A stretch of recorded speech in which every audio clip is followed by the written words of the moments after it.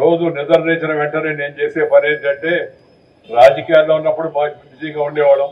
ఆ రాజకీయం అయిపోయి ఉపరాష్ట్రపతిగా వచ్చిన తర్వాత నేను ఉదయం రోజు 4:30 లేచి ముందు వినేది ఒకవైపు అన్నమాచార్య కీర్తనలు, మరొక వైపు బాలసుబ్రహ్మణ్యం గారు, ఘంటసాల గారి యొక్క పాత పాటలు వింటుంటే మనసు ఎంత అద్భుతమైన ఆలోచనలతో, ఒక పాజిటివ్ దృక్పథంతో, సానుకూల ఆలోచనతో ముందుకు వెళ్ళే అవకాశం కలుగుతుందని ఇప్పటికి కూడా నేను చేస్తూ ఉన్నాను.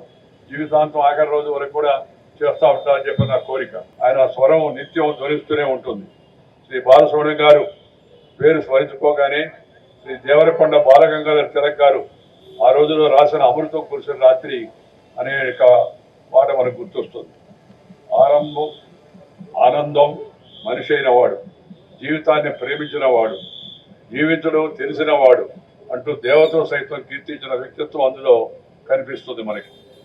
మన యొక్క ఈ కవిత ముగింపులో అమృతంపు సోన దోషులతో తాగి తిరిగి వచ్చాను, దుఃఖాన్ని చావుని వెళ్ళిపోమన్నాను, ఈనాటికి ఎవరికి తెలియదు నేను అమరుడనని అంటూ తనకు తానుగా చెప్పుకుంటుంటే ఈ మాటలు బాలుగారి జీవితానికి అచ్చు గుద్దినట్టుగా సరిపోతాయని చెప్పని ఈ సందర్భంగా నేను మనవి చేస్తున్నాను.